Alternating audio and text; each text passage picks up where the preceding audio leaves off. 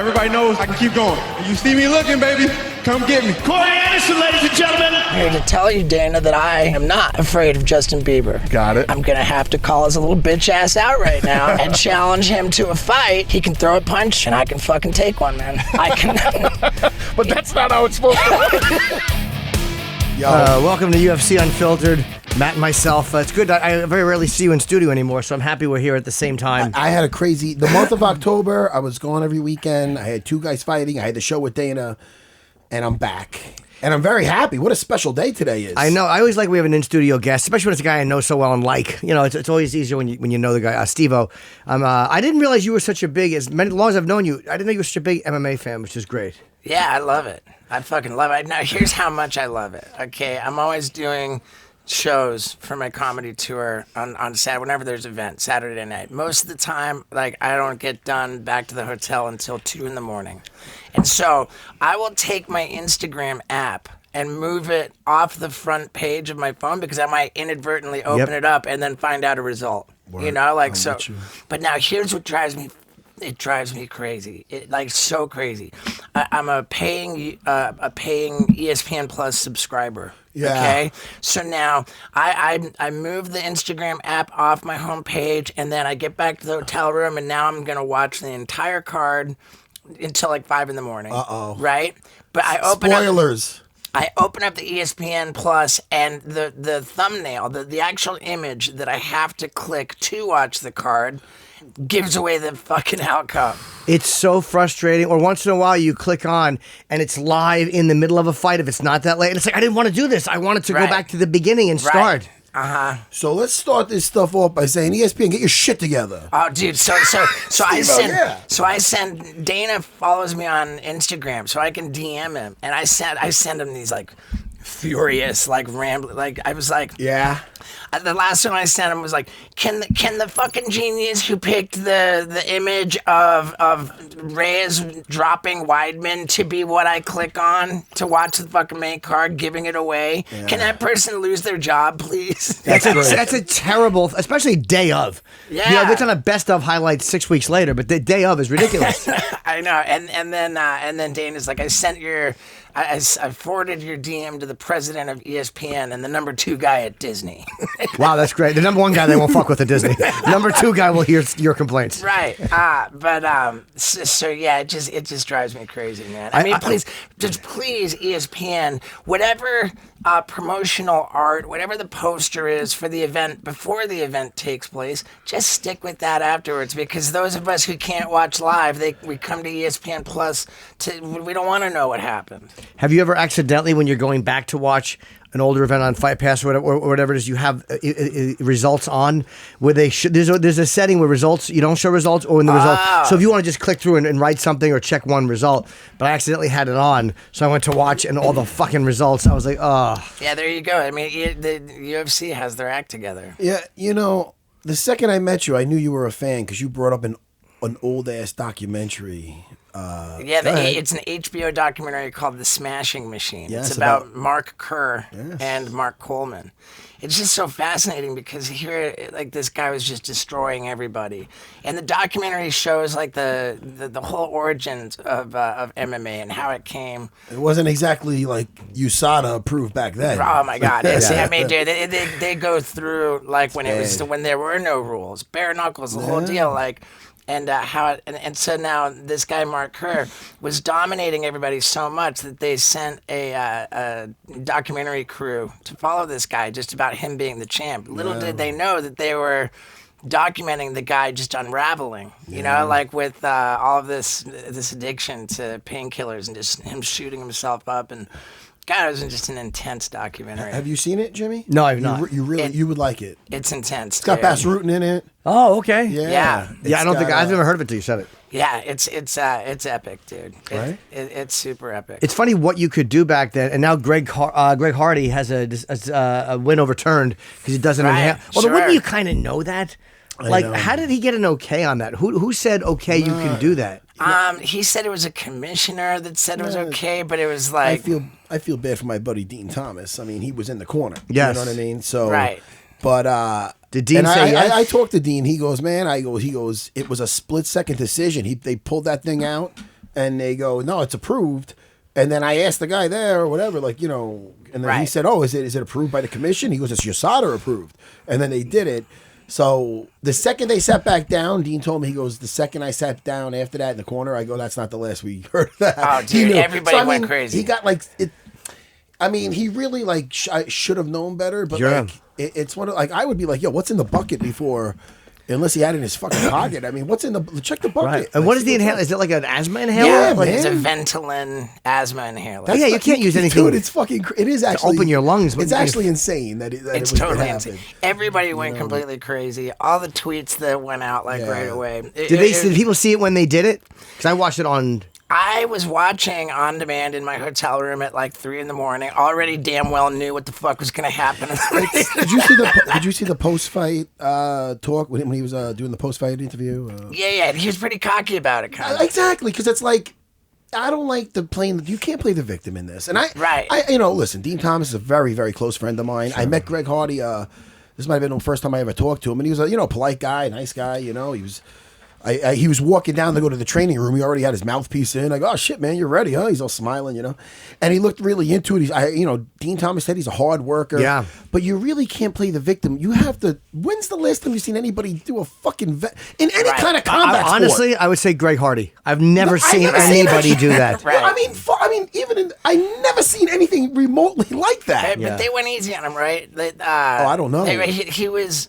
It was no contest, not a disqualification. Yeah, I think no contest. So it was a no contest. So that means what his record is now 5-1-1. Well, it's embarrassing. I feel bad for my buddy Dean. Like it was a split second decision. He told me, and back to the Greg Hardy. And by the way, it might have been maybe someone said yes, and that's why they didn't give him a DQ. Maybe that's why. Right. Yeah, it was a confusing type thing. Right, but it was a DQ for that illegal knee. But when when Greg Hardy says that, when he's in the post-fight thing saying, I did everything right, and yet I'm in trouble again. Right. Well, you got to really, you didn't do everything right. There's a lot of guys with asthma fighting, I'm sure, and I think it was Eric Anders or something was like, yo, man, I have asthma. I wish I could use that shit. Yeah, like, you didn't do everything right if you did use an inhaler in the corner. Yeah, you didn't do it. I don't know. I've never fought MMA, but I intuitively would know you probably can't open your lungs in the corner. Right. You can't have a sip of coffee, man. Fuck. Yeah. Coffee's legal. It's legal by your side. You can't have it right there. It's crazy. I don't know. I should have known better. He's not going anywhere. I think we're going to see plenty more of Greg Hardy. Oh yeah. Well, he's entertaining, Yeah. And the guy he fought was no slouch. Right. So what are you gonna do? He's his only enemy so far. Yeah. So you watched from the beginning then, obviously. No? Or no? When? Yes, but I've only really been just a super diehard fan for, I don't know, like a few years, I guess. We mentioned off air that you got the Bruce Lee shirt on. Yeah, I got this in the UFC store. I love it. But yeah, so what to talk about, man? I'm buddies with Chuck Liddell. And, I love Chuck.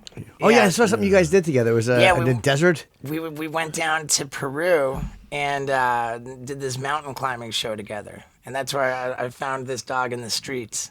Oh, that's right. I remember you tell that story. That's the Wendy, right? Right, that's Wendy. So yeah, and then I guess I just have all these random MMA connections. I'm buddies with Joe Rogan, and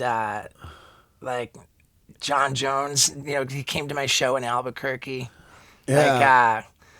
I've been doing this cauliflower ear thing with Chuck Liddell. What do you mean? We're in Peru, right? And I said to Chuck, I was checking out his ears, and I was like, man, dude, your ears are so cool. Do you think you could give me cauliflower ear? And he says, man, if anybody else asked me that, I'd say that's fucked up. But for you, Steve-O, yeah, I'd do that. So you try to do it? Yeah, and I was like, well, doesn't it take years over a whole career? And he says, no, I think if I pop you with the right shot, we could get it in one go. So these are smacking your head? Well, yeah, we did it. Like, we balanced a fucking golf ball on my ear. And he whacked it off with a golf club. Yeah, and I went and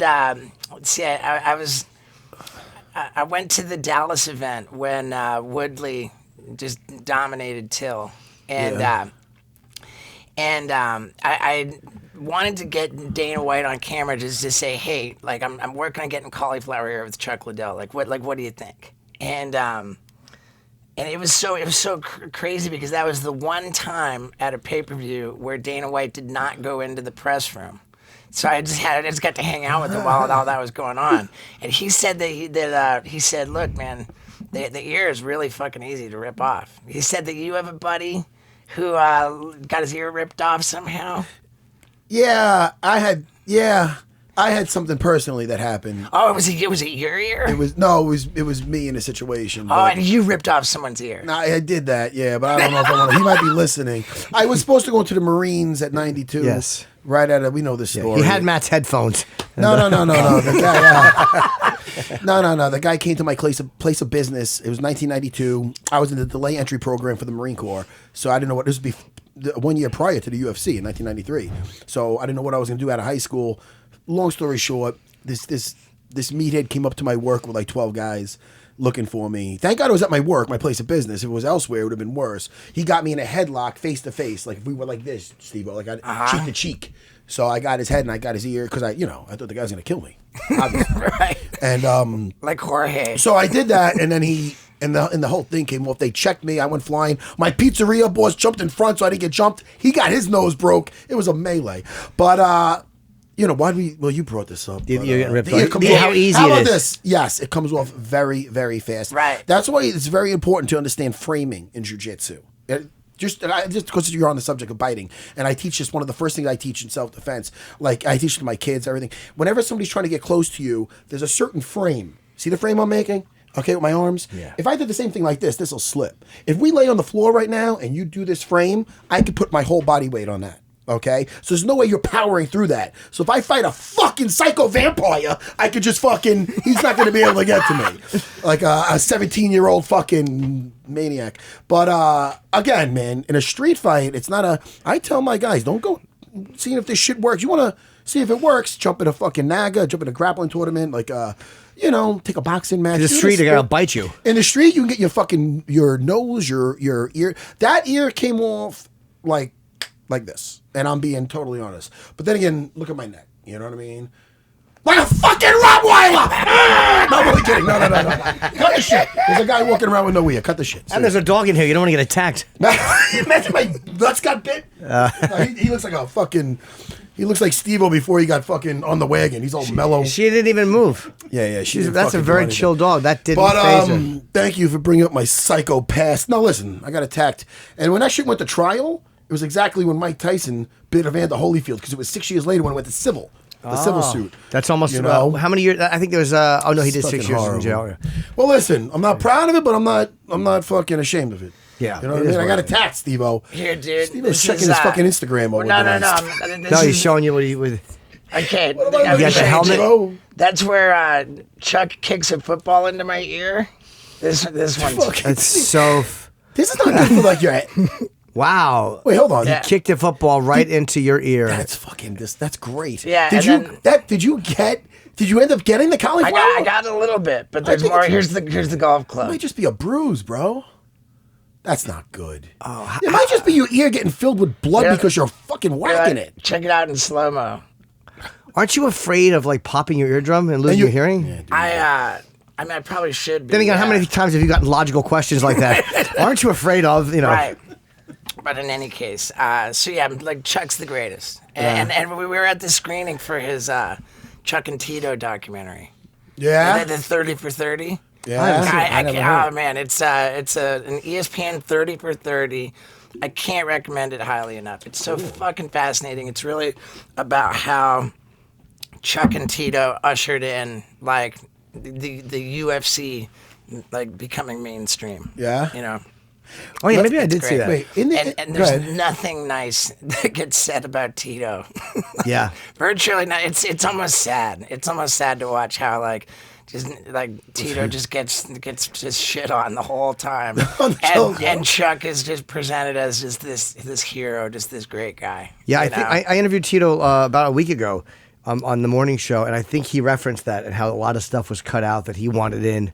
And it made her look pretty bad. I saw Tito at dinner after, and I was like, hey, man, I just want to give you some love. Oh, was he going to give the guy a hug? Oh, man. It wasn't a positive experience? It wasn't, not for Tito, man. But then again, whatever, you know. I mean, that's what happens when you show up at the weigh-in wearing a shirt that says "Dana is my bitch." Oh yeah, they don't get along. Well, they have a long time relationship. Right. He was managing. Wasn't Dana managing him and Chuck at the same time? They knew each other for a long time. Yeah, so. They get into all that on the documentary. But yeah, therein is a lesson that fucking Colby Covington should pay attention to. Well, he likes to be outrageous. He does. So I mean, he's just silly. Like he just tries to be. It's like you can't really believe it because then when you catch him, he breaks down the fourth wall. He should just. You got to either stay in character, or just because you look stupid. Because a lot of times he's like, oh, I did this to I do this. We know he's playing the heel. So it's like it's not as fun as us not really knowing it, just really thinking the guy's a tool.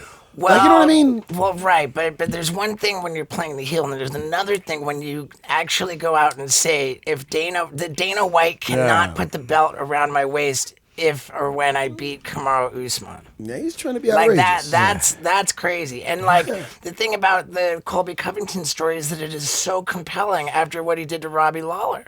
Yeah. Like it's like holy crap! He's a legit fighter. Yeah, we could be looking at like an actual fucking champion right there. That would be like so. I don't think he beats Usman, but yeah, I mean, he is better than people want to admit that he is. Well, it's definitely a hero versus a villain fight. Yeah, I mean, he's smart. He's smart. I mean, he's got people interested in seeing him fight. 100%. Yeah. 100%. And I hate to admit this, but I think I'm more engaged. I'm more like passionate about disliking Colby than I was even like about rooting for Lawler. And Robbie Lawler is like the most likable, classiest guy in the sport almost. Wait, now, only because I keep forgetting and I keep wanting to ask you. And by the way, that's brilliant marketing, that him making you dislike him more than you like the other guy. Right. Which is what Connor's great at, which is what a few of them are great at. Right. What about you making me forget what the fuck I was saying? No, you were going to say something. I'm sorry, Jimmy. What are you saying? Jimmy, I'm a little jet lagged. I'm sorry. That's okay. What were you going to say? I don't know. How about we were talking Steve-O. We were talking about fucking. Oh wait, hold on. I forget. I know. It was in the beginning. What about you and what was I hearing about you and Justin Bieber? What the fuck is that? Well, I just when is that old or is that new? It came as soon as Justin Bieber challenged Tom Cruise to the Octagon fight. Oh, he did. Right. Now I recently bought this little camper van. Like with the intention of making it into a podcast studio, which is like with like microphones mounted on the windows and shit, and I'd like travel around, drive people around, and talk to them. So I had like a list of people and questions I wanted to ask them, and Dana White was on the list. And my first question for him was, how has there not been a celebrity Ultimate Fighter, like a celebrity Contender Series, right? Yeah. It's like they have Dancing with the Stars. Closest we ever did with that was the CM Punk thing. Right. Guy. Celebrity boxing they have. Sure, but how come there's not been any celebrity MMA? And I already had that question written down on my little whiteboard, and then all of a sudden Justin Bieber challenges Tom Cruise to a fight, and I'm like, no way, this is exactly what I want to talk about. And it just happened that week I got invited by Dana White invited me to go out to Vegas for the season 3 Contender Series premiere. Nice. And so we loaded up the fucking podcast van and drove out there, and I was like, dude, I think Tom Cruise is afraid of Justin Bieber. But I'm not, so make the fight. He's 60 though, isn't he, Tom Cruise? He probably is. Yeah, he's he looks great, but I'm just saying. Maybe he's up there. Yeah, I think he might be like 55. Yeah. I mean, come on, man. Shit, what the fuck is it? What, Justin Bieber's calling him out? Was he joking? What was he saying? I mean, I don't know. I think he's half joking. Like I think he's half. Well, I think Steve-O's serious, aren't you? Well, Steve-O's not kidding. I would. I mean, dude. Here's the thing. Have you ever trained? Dana wanted nothing to fucking do with it. He said, I don't know what. He said, I don't know what commission would put on that fight. He says, I think you'd have to go to Mississippi or Alabama or something like that. And I was like, yeah, fuck it, who cares, Right? I mean, for me, I told him that I think it's a great fight because I know Justin Bieber can throw a punch and I know I can take one. But what about your offense? You're looking to hurt him with your face by getting hit in his fists? Have you ever trained? I've never done any meaningful training. I mean, I've been in like situations in bars where. Has anyone ever did anybody ever reach out to train you for this? Who reached out to? I mean, there were a bunch of UFC fighters that said, "I'll train." Oh yeah, you. Yeah. Right. Where are you located? Where do you live? I live in L.A. All right, too bad, man. If you want to do a camp, I would definitely train you for this. Cool. Me and Longo. Yeah, I'm signing up Longo. You know who Ray Longo is? Ray Longo. I love that you don't. I love that you don't know him. It makes me so happy. Ray Longo. Forget it. He's only known in very small circles. He's no. He runs a fight team with me. He's a Sarah Longo fight team. He's Chris Weidman's trainer, ally acquaintance. Okay. He was my head coach. Tall Italian gentleman, looks like almost like Big Pussy from fucking Sopranos. All right. He could be an extra in fucking Goodfellas. Yeah, he probably could. He was in some fucking shitty movies. Yeah. He was. All right. Very, very low budget. But anyway. It's not going to happen. There's no fucking way it would happen. But I was telling Dana that I would more than gladly just get obliterated by Justin Bieber, you know, to raise money for my girl and I to open up an animal sanctuary, which is our dream. But you know what? And what's even better dream is that you beat Justin Bieber, you choke him out, and then you open up your fucking little hippie animal farm. There you go. Or don't fight him. Just ask him for a loan. I mean, right. He's got to fight. You guys are both right, and. Well, here's why UFC wouldn't do it, because they fought so hard to get legitimized and legalized everywhere that they wouldn't do anything that risked that or something weird happens. That makes perfect sense. But you could find someone who would put that on. Where do they do the bare knuckle fighting that Barstool or Bill Burr has something to do with? Bare knuckle's different then. That they're not allowed to. I mean, if anything, I gotta get a hold of Steve-O and teach him how to grapple. No. But where's that state? They might have a more lenient athletic commission. Well, no. What I got to do is get with fucking Masvidal down in Miami and do it in the backyard. Yeah, that's interesting. Yeah, you can do that. Isn't his story amazing? Dude, it's great. Coming up from fighting in Miami in the streets. Yeah, I can't believe it's this. Are you going to the fights, Jimmy? No, I will be away. No, it's not. It's in 2 weeks. Oh, it's not this weekend? This weekend is Singapore with Askren-Maia. They put this Saturday, didn't Yes, they did. Why do they fucking... I don't want to look at them. It struck me as odd, but then it struck me as we were wrong about that, but then I'm like, I doubt myself, and then Steve-O remembered. It's not this Saturday. It's Singapore this Saturday, and the card starts at 8 a.m. You gotta wonder if the UFC is really in love with Askren when they've got his cards. Oh, let's talk about that. Yes. Let's talk about that. What do you think about Ben Askren versus Damian Maia? Well, when you ship a guy off to Singapore for a main card that starts at 8 a.m. Eastern time, you got to wonder how much the UFC really loves the guy. But it goes for the opponent too, though. I think they're also, in a way... I don't think it's that they dislike her because he fought there before, so he's very popular there. Oh, that's a good point. Yeah, he's from there. Yeah, you're right. And he's also a guy who I think that, I mean, Damian Maia is a brutal fight for anybody. Sure. But I think that they want to put him against somebody who is not necessarily a striker. After Lawler and the way that went down, a lot of people thought that that was kind of an odd ending and that he might have lost that one. And then after Masvidal, I think they want to give him somebody who's going to be on the ground with him and let him either shine or lose on the ground. And I don't want to suggest that the UFC doesn't like Askren. I just wonder, and I think you make the point right there. I think that's 100% correct. He was fighting in the one. Yeah. So I smell a back take. I smell a back take and a strangle. Maybe, by Damian Maia. It's possible. But I'm a jiu-jitsu. Steve-O, I am a jiu-jitsu man at heart. Jimmy always brings up my heavy fist that knocked out Frank Drake. Nothing to do with anything. No, but I like to mention them. Almost every show, and it embarrasses me. But the thing is this, Steve-O, and the title I got with my fist by knocking out George. Absolutely. I wanted to close with that, but you mentioned it. But the thing is this, Steve-O, at heart, I'm a jiu-jitsu man. Right. Renzo Gracie for life.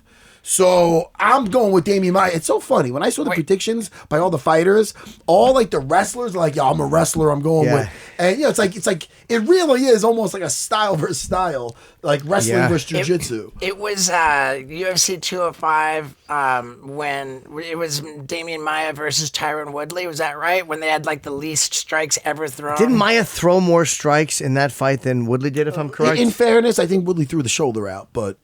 I mean, and how about Woodley just not showing up for that Kamaru-Usman fight? Like that was a rough one to watch. And I don't know what it was. Like a guy that good, I never thought I'd see him dominated 50-45. Like he would lose, but that was incredible. Right. And now, okay, so back to Masvidal and going to Miami. Right, I was down in Miami. After his 5-second knockout, which in reality was a 2-second knockout. Yeah. Let's be real. Travel time. It was half. It was under 2 seconds knockout, and we were just so psyched. So we went down to Miami, and my dude here, Scott Randolph, who I travel with, he says, "Yo, you should tweet Masvidal."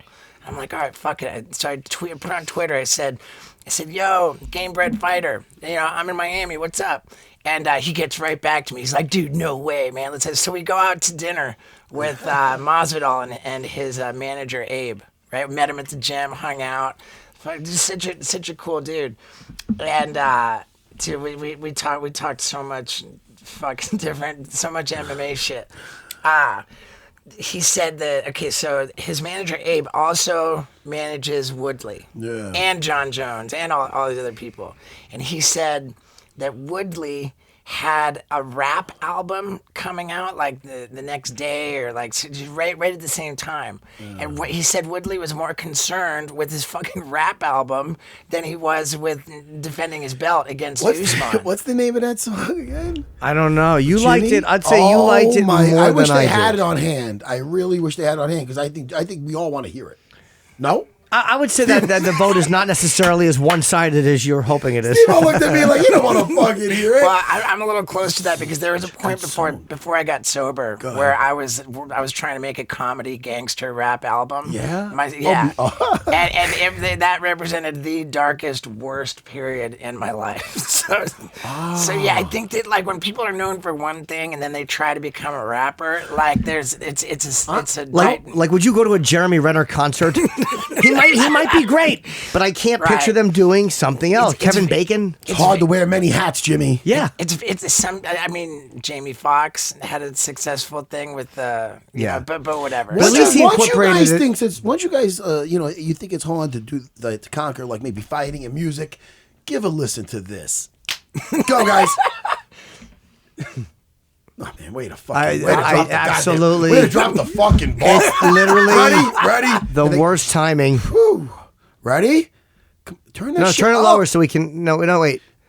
And now he got the wrong great. one. Ah, it's this an is interview. great. This is almost as good as the fight this Abominable. weekend at MSG that I thought was going on. Yeah. I was about to call my wife. No, I was supposed to take my wife out because I missed her birthday because I was in Australia with Raging Al. Yeah, of course. And I missed her birthday. She goes, "When are we going to celebrate?"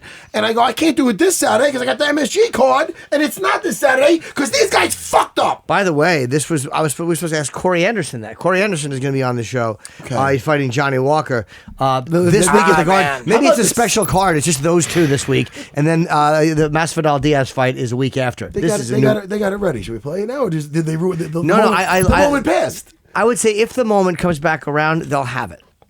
But then we're gonna go to the Skype. So we don't have any way of knowing how good Usman really is because Woodley didn't fucking show up for that fight. He's also he's beaten many of asses. I mean, he beat Woodley. And he beat Damian Maia. Sure, but I say that though. RDA, he beat RDA. He beat RDA handily. Right. Handily. RDA's a stud. Yeah, but so did Covington. I mean, Yes, it's true. so I say that to make the point that we really don't know. Maybe Covington does beat Usman. It's possible, yeah. 100%. Well, first of all, he's got great cardio. He mixes it well I mean, together. dude, he did the Dagestani handcuffs on Lawler.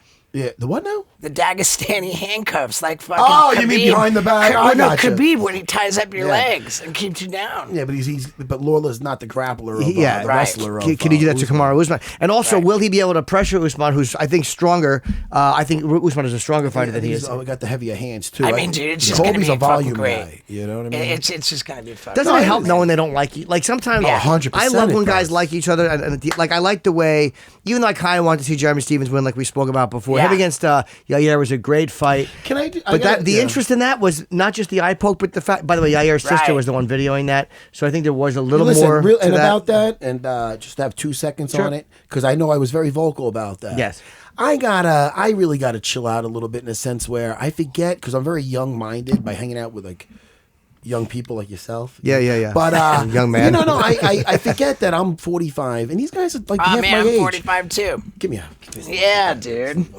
But it's like I forget that I'm 20 years older than these guys, and then I think about myself when I was their age, and I was a fucking maniac, and I'm like, you know what, man? like I saw Yair, and I'm good friends with his one of his instructors, Mario. Yeah. You know what I didn't like was when Yair he's smacked the mic or whatever, like on the about that also. People have been DMing me. People have been giving me messages about saying that I thought he was yelling at Michael Bisping, and he really wasn't. Well, I mean, he had a little temper tantrum. Yeah, no, I understand, but I can understand that part of it. It was the next day that bothered me. You know what I mean? When the Jeremy Stevens moment in the hotel lobby. Yes, but in the cage, even with Michael Bisping, because people have been some people coming at me nicer than others, saying, "Oh, you're saying he was cursing at Michael Bisping? He didn't say that. He was basically saying that that motherfucker talked a lot of shit about Stevens." That's what he was yelling to Michael. So he was hot. I can understand training for a fight and it not happening, even though it was him that did the F up.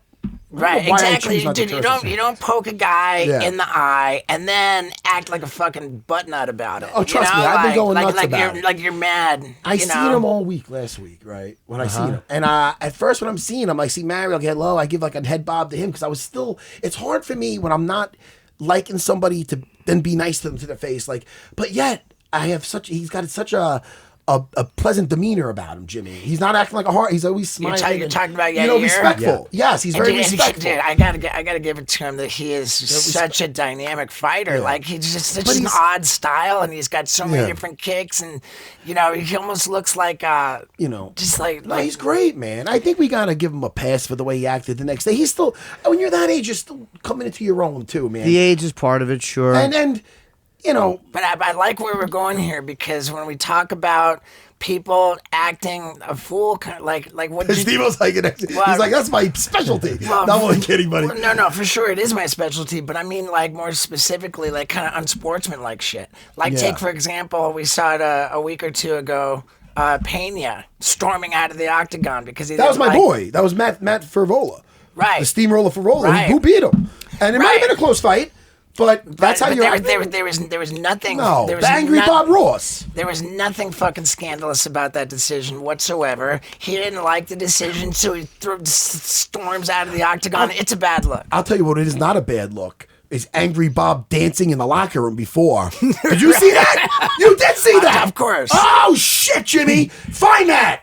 Yeah. I put them in the works. They fucked up. So you gave Yair a pass. Oh, I 100%. I'm just happy because it kind of vindicates me because I was the one sticking up for you. No. Hold on. First of all, I totally don't agree with you still. I know. And I think that was in the wrong still. I'd love to ask how he him acted that. in the hotel room. I don't think it was predetermined. I don't think he was trying to sell a bigger fight. I just think he's an alpha. He's a young alpha, and he's mad the fight didn't happen. He's going after him.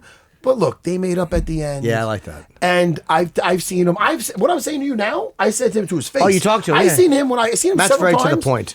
Well, I like that about you. You like that I bring up 20 minutes later that I actually talked to him? No, but I like that you're very. No. What I mean by to the point is not right. I'm seeing you're a blunt guy, and you'll say something to a person, right? So, and I was hanging out with Mario like a few days. That's one of his buddies, and I go, Mario, is the kid a good kid? He goes, no, Matt, he's a good kid. He's a good guy. And Mario's my age. He came up with me from in Hensel Gracie Academy. He's the first Mexican over in Mexico to get a black belt in Brazilian Jiu-Jitsu. Oh, no, this guy's legit. He's a good friend of mine.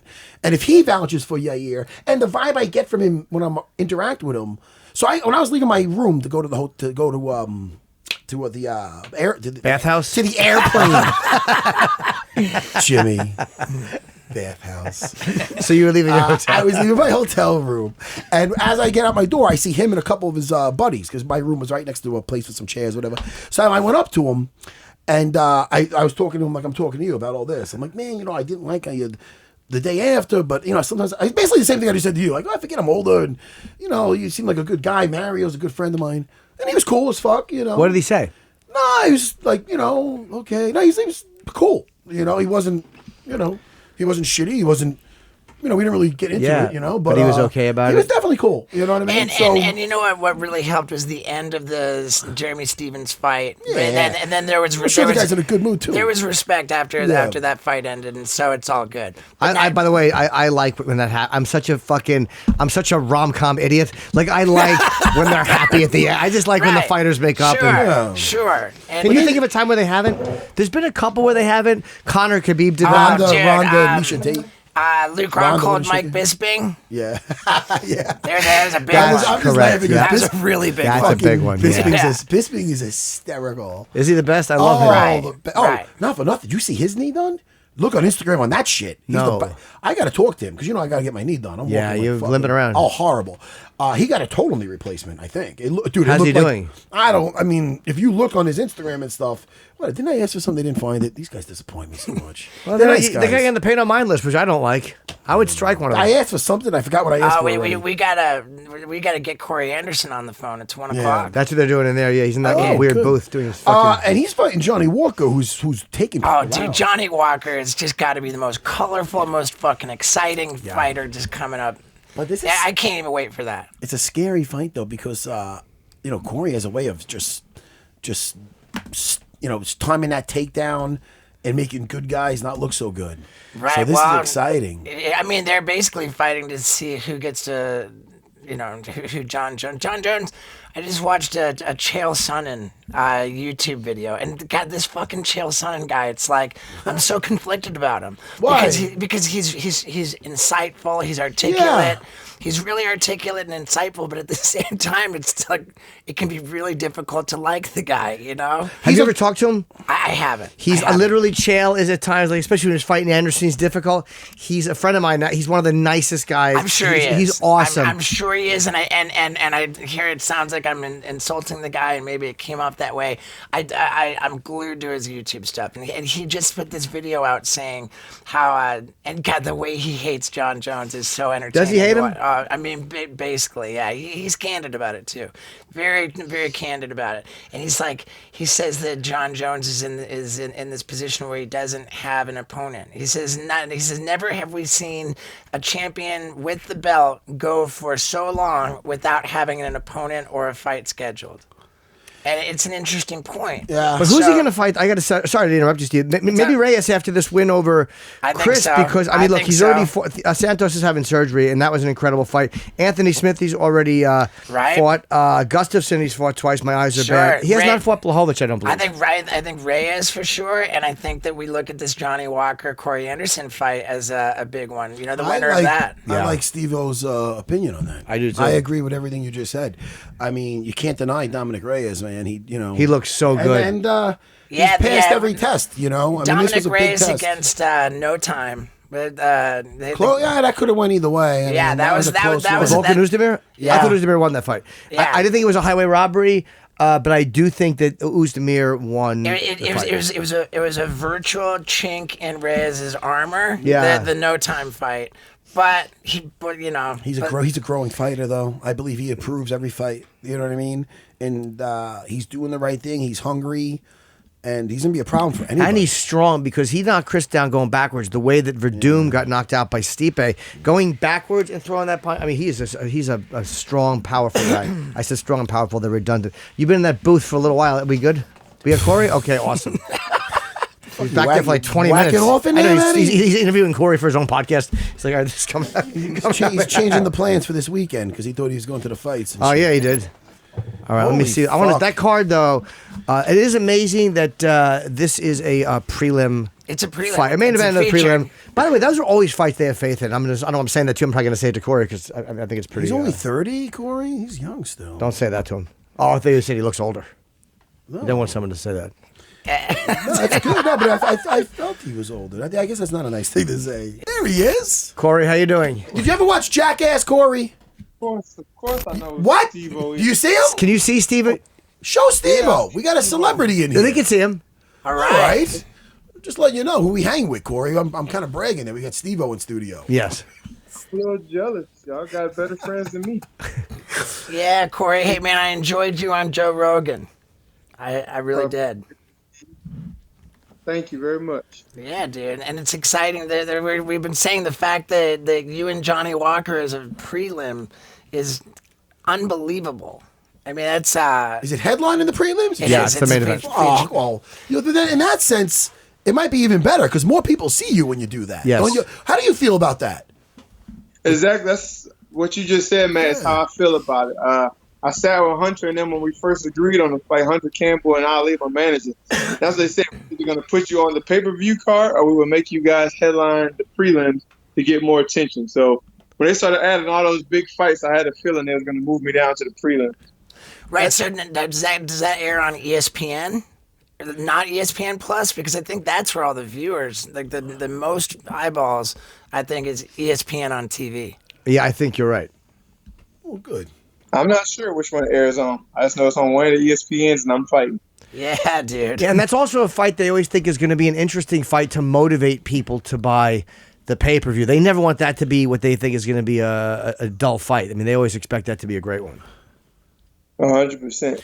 And not to mention, personally, when I used to fight, I was the prelim many times, and I loved it. I fucking loved it because I get it over with. Yep. And then I'm like, all right, now I get to just chill out, watch some. If it's a good night, usually if the fight goes well, then you get it over with. You get to just relax, take a shower, watch the rest of the fights. Hey, right? Corey, I got a question for you. Okay. What's up? Hold on, he'll answer mine after. Steve-O. No, it's all right, Steve-O. The fuck?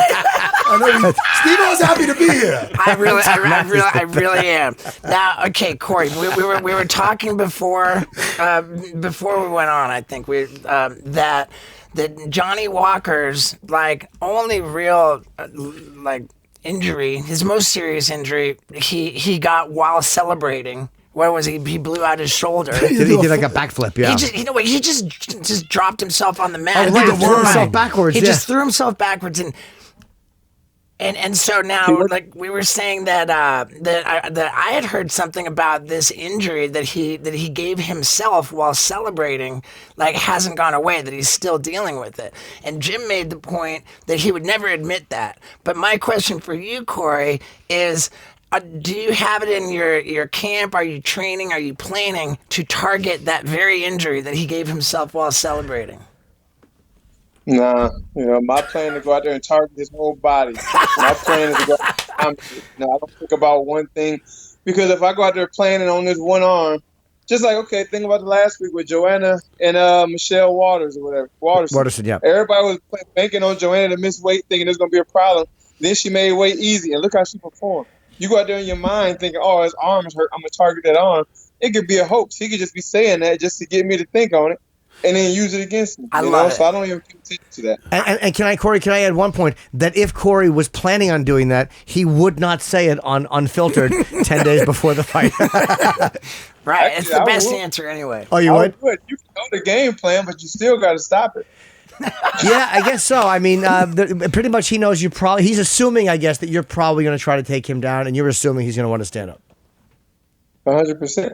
Yeah, but it's all how you go ahead. Just make ass out of you and me all the time.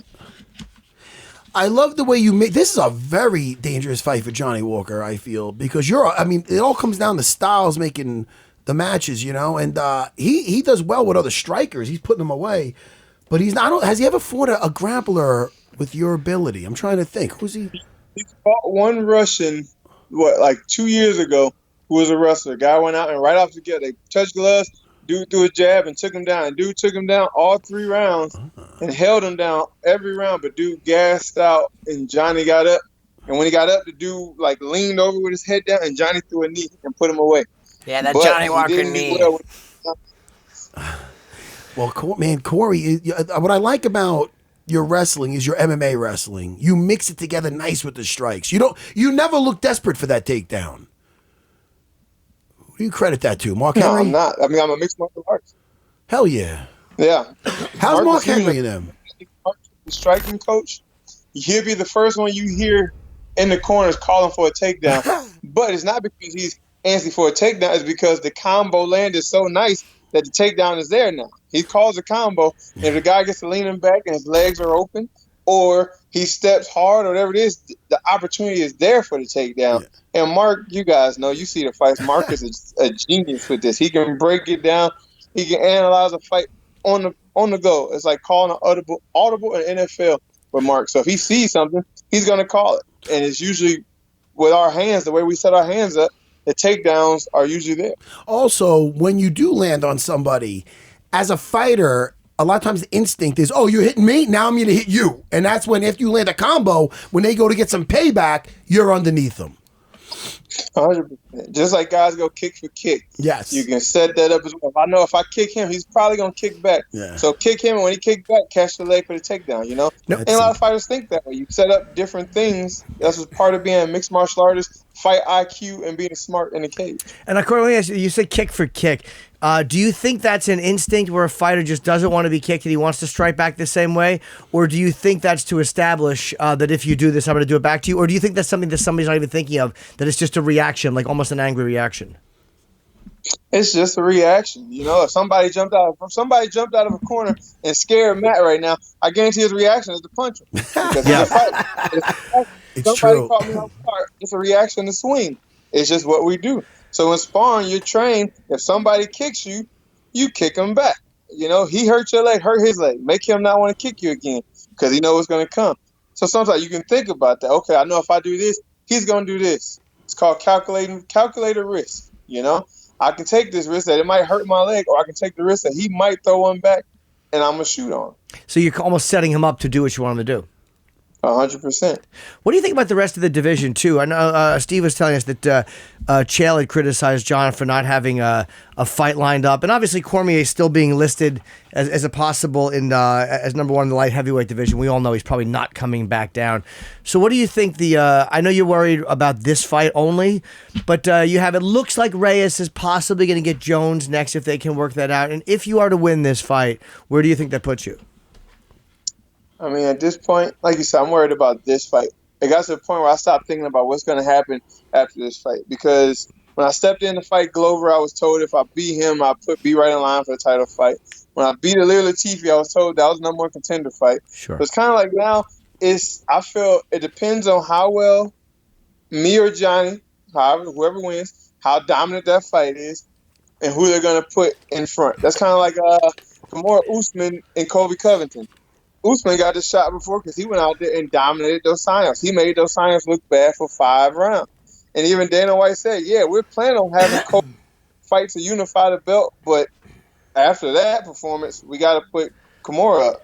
It's who's going to sell the most tickets. So it depends on who goes out there and put the most exciting show on. It's who they're going to promote to get that title fight. You're right. Sorry to interrupt you. Didn't Colby, though, he had a surgery, I think he said it made his breathing a little bit easier, and in that little delay, maybe they wanted to give it they wanted to give it to Kamaru. I don't know, but they said that Colby was going to get the next shot, but he didn't, and I think it was because he had a surgery. I'm not sure about all that. I think it's also because he said a bunch of dumb shit. Yeah. Rankings and all that stuff doesn't matter. They're basing it off of who's selling tickets. That's kind of what Hunter told me. He said that when we mention your name, the needle doesn't move right now. We're trying to find that fight that when we put your name out there, people are going to be excited. And Johnny Walker, when they said you against Johnny Walker, that was one that people raved about. Yeah, we want to see that fight. That's a good fight. So we feel if you go out there, whoever wins this fight, if it's very dominant, we can't say where you're going next, who's going to get who. But if it's dominant enough, you could get the next title fight. And if it's not talked about, then we'll go the other way. So you just got to go out there. I just got to go out there and do my thing and can't worry about the title fight. I can't worry about what's next. I can't worry about what happened yesterday. I got to worry about what's going on now, stay focused, and get it done. And just get the W, and we'll go from there. That's a great way to say it, and also the fact that he told you, well, hey, your name doesn't move the needle. So my next question, I think you've answered. When you're in the middle of a fight, that doesn't occur to you, like because Cormier admitted that he was hitting Stipe because it feels good to hit somebody instead of taking him down. So sometimes the aesthetics or what feels right in the moment overrode what he knew was the right thing. You don't allow that to happen. What you say? It's 100% true. I did an interview. I don't know if it's your connection or my connection. Say we got a poor connection. But I did an interview the other day, and they was asking about the OSP fight. And I said, the reason I got sucked into the game, and OSP, even against your boy Gian, Matt, in those fights, you can hear the crowd cheering when it's striking, and that's how I got caught. And with OSP, I was grinding him. I was doing my style. I didn't give him an opportunity to hit me, but very few times. In the third round, Mark Henry told me, you're winning 2 rounds left. Go out there, push this guy against the cage. If you can get him down, keep him down. If not, keep him on the cage and keep grinding him. Do not give him any space because he's going to throw that head kick. Do not go to the right. Stay pressured. Don't go to the right. And when I was on the cage, you can hear the crowd start to boo, and you let that entice you. You let that get in your mind. You're like, I want people booing me. So I backed off the cage and decided I was going to strike with this guy. and I forgot about the game plan. And I went right. And he threw the head kick that Mark Henry called that he would.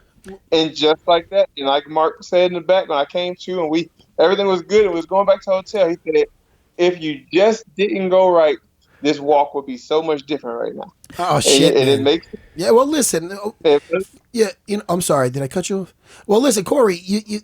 You sound extremely intelligent about everything right now. Right now, and now it makes sense because as I know and as I learned myself in there, those are the toughest lessons, man. When you're fucking not. I mean, I don't want to say humiliated. I'm talking about myself. When you're humiliated and you're like, fuck, man, if I only did this and I got too heated, fucking, it changes the course of a fight. But ultimately, that's the reason why you're so smart right now, because it really did raise your fight IQ. 100%. I did that, I think it was after I beat Gian. I made a post and said the same thing. When I lost to Jimmy, I got knocked out in Jimmy during the same situation, trying to strike with Jimmy. I got knocked out of OSP, and I was on the 2017 top 100 knockout list, whatever, twice. And people was tweeting me and commenting me, trying to bash me, like, oh, you suck, you're an F-class fighter, this and this. But then all I had to say, I sat there with my wife and I said, where are those two now, and where am I? Look at that. Jimmy had just got knocked out, fourth time retired, and OSP had lost 2 in a row. And like I made a post and said, their highlight reel was my stepping stone.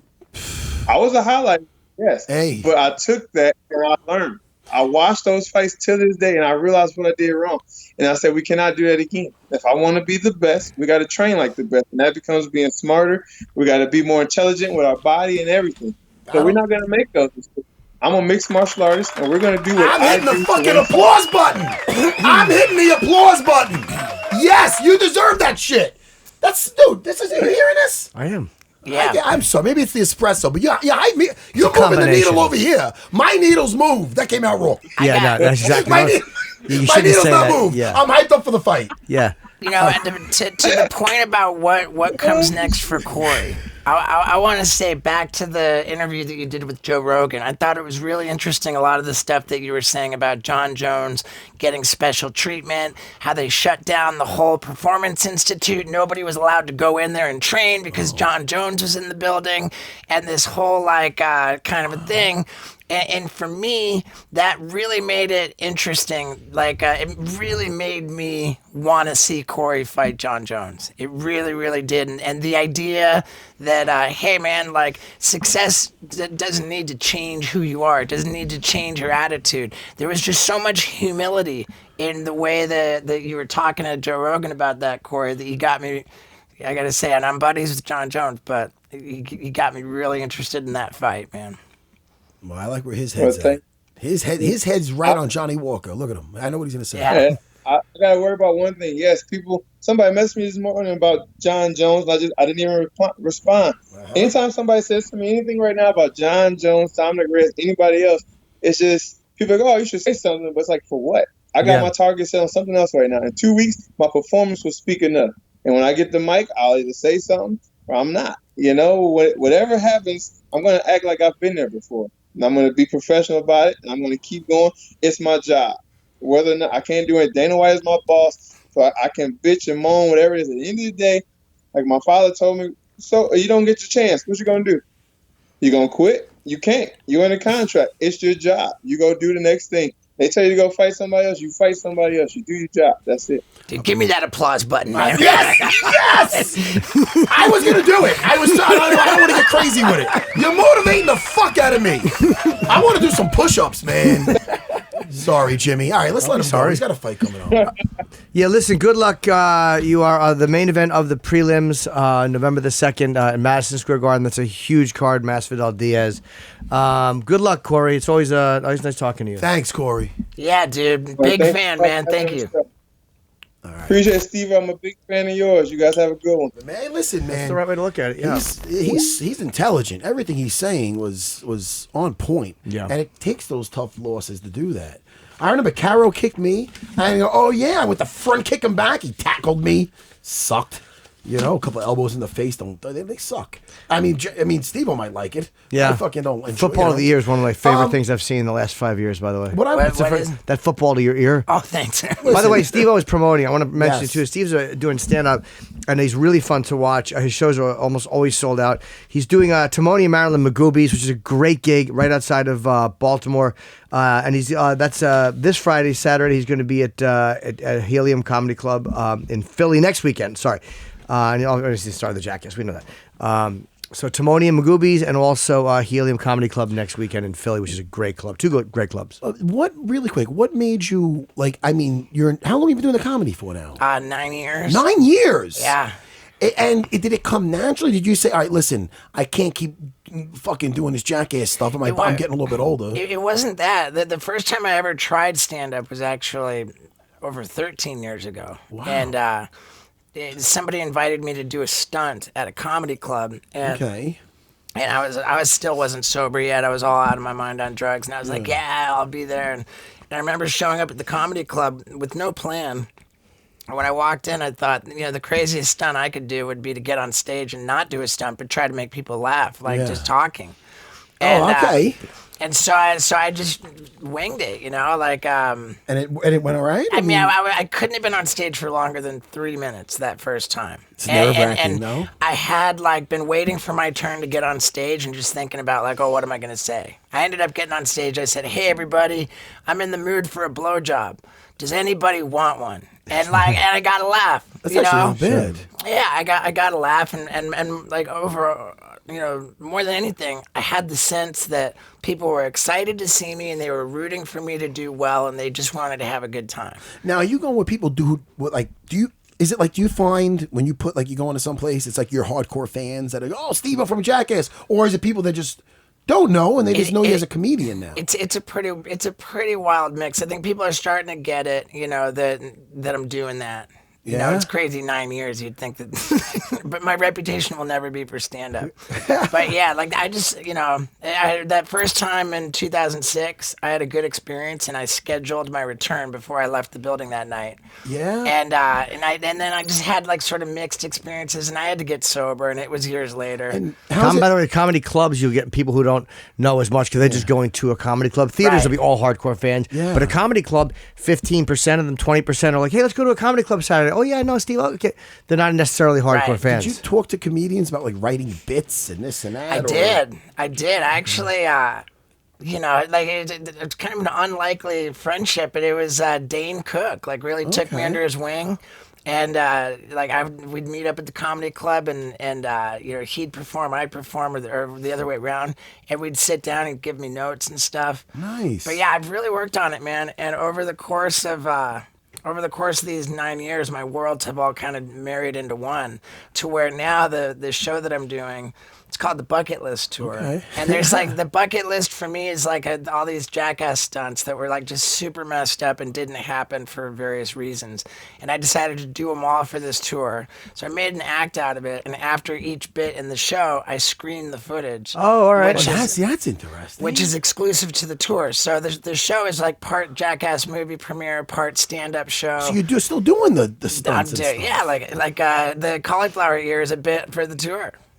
That's so cool, man. That's commitment too. That's commitment. Really being committed. And how long is a typical show? How long are you up there now? I know you started with 3 minutes when you just fucked around. I'm up there for an hour 15 minutes. Wow, Jimmy, that's a long time, though. It is, because after 50 minutes, I'm looking at the clock and I'm like, what am I doing? Well, the thing is that there's a bunch. I get little breaks throughout the show while the clips are being screened. I like the glasses, by the way. Are they new? Oh, thanks, man. Yeah, they're actually prescription glasses. Yeah. I've been wearing them for 2 years now almost. Who would think out of the Jackass crew that he would look one of the healthiest now? He was, you know what I mean? I didn't expect to see you looking good. Not that not to worry, man. There's every reason to not expect me to look good. Yeah. Yeah, I remember we would all think about Steve he has got to get sober, and all of a sudden he did. I realized the first time I met you was 17 years ago. You did Opie and Anthony. Oh, how about that? With a girl named Dee. I remember that. When we were on in the afternoons on WNEW, and I can't believe, as we're talking, I just did some math. I'm like, that's fucking 17 years ago. 17 years ago. And you know, Jim, and I wonder, I know that when Jackass 3D came out in theaters. That morning, I was on Opie and Anthony. I was on Howard Stern. And on both shows, I went on and I said, yo, I've been doing fucking stand-up every night. I'm in the club like all the time. I want to do a gig in New York City tonight. And I went on to, after that morning, because I said that on the radio, all of a sudden the phone starts ringing off the hook and I get a whole tour booked. And that was like 9 years ago. You know, I've been touring ever since. And I went on to attribute sort of the launch of this comedy tour to having said that on the Howard Stern show. And I think, if I'm correct, that Jim and the Opie and Anthony guys were like, wait, fuck that, hold on, we were the ones who got him that gig that night, And I don't know. I don't remember, to be honest with you. Okay, Great though. Where was the gig? Do you remember? I did the Cellar that night. Yeah. Well, I'll be honest, that probably did not come from Howard.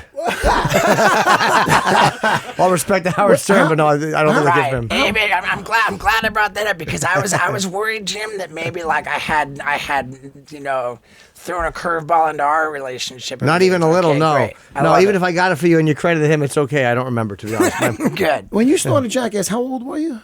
Jackass came out, I was 26. So I don't want this to come out the wrong way because I feel very privileged to make a life out of fighting and teaching jiu-jitsu, and I do all the fun stuff I like to do. When did you last? You didn't have a real job for a while, right? You did with the Jackass stuff paying. The job that I had before Jackass, I was a professional circus clown. Oh man, you have the fucking life. Look at you. Yeah. Look at you, man. I graduated from Ringling Brothers and Barnum and Bailey Clown College. That would surprise me with anybody else but you for some Perfect. Did you like the Zach Galifianakis show? Oh shit! I had the baskets. Yes. I still haven't seen that. I never even watched it. But I hear great things about it. I don't know what you're talking about. There was a scene like that. I don't know if he played a clown, but there was a really funny scene. Well, no, it's about a clown. Oh, it is about. The whole series is about a clown. It's on FX. So you were a clown? You were what? A rodeo clown? See, I was a circus clown. Oh, circus clown. I dropped out of college, and I was Where'd you live? Where was this? Well, I grew up in 5 different countries. Okay. I went to the University of Miami. I dropped out. Where'd you do the circus clown thing? Where was that? That was in Florida as well. Okay. Yeah, and I was like, I dropped out of college. I'm like, people are like, well, what are you gonna do now? You're just gonna, what are you gonna do? And I said, I'm gonna become a crazy famous stuntman. By videotaping stunts with my home video camera. This was in 1993. I said I was going to do that. Ahead of your time, man. And I'm like, I'm going to videotape shit with my home video camera, and I'm going to become famous. And everybody I said that to just straight felt sorry for me. They were like, what a fucking loser. This guy's heading nowhere. And I just wouldn't quit. But then I was homeless for like 3 years, like couch surfing. I had like nothing was working for me. I wasn't getting anywhere. And then I found out about clown college. And I was like, dude, if I could graduate from clown college, then I'll be a trained circus professional, and people would take me more seriously as a stuntman. And that was my motivation. Now, when you went home, is it like, all right, Mom and Dad, I got good news and bad news. I'm going to college. But you bring out the fucking nose and look at the fuck, I gotta wear the big shoes. Dude, they weren't exactly thrilled. You're all happy? I couldn't believe it. What the fuck is a clown college? Dude, it's even worse. It's even worse because at the time that I was going to clown college, my cousin was going to mortician school. He was learning how to embalm dead bodies and become a mortician. I thought my family's fucked up. And so, I'm only kidding. Were they happy for him? Fucking great. I mean, here's the dude. My cousin's in mortician school at the same time that I'm in clown college, and our mothers were getting hammered, arguing over whose son was a bigger loser. Oh, that is fantastic. No, they were both saying their own son. Yeah. No, my son's a fucking clown. Like, I win. Well, you're a funny stand-up, winner though, man. in life. People really love watching you, and you've made the transition really well. Well, thank you. I appreciate that, Jim. Go see him.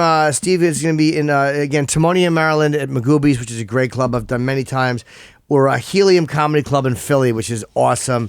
So go see Steve-O if you want. 100%. What do you want to? Anything else you want to plug? I have Charlotte and Phil. I'm also at Helium, but not till November, and Charlotte in November. So that's all I have coming up. Me, I'll be here on Wednesday with you, Jimmy. Yes, sir. We will be here previewing the Singapore card. I can't wait. And Matt, what an honor, what a pleasure to meet you. Oh, my God, man. And my sincerest apologies for cutting off your question. Oh, you kidding me? I even forgot about that. I got the memory of a goldfish. I didn't remember that. I'm happy to meet you. I feel like I know you, man. Matt's a person who can't hold a grudge because he just forgets. That's the beauty of Matt. It's true. Hey, man, great to meet you, bro. Yeah, Thanks, likewise. Steve. Thank you. Thanks for hanging out. See you guys next Wednesday.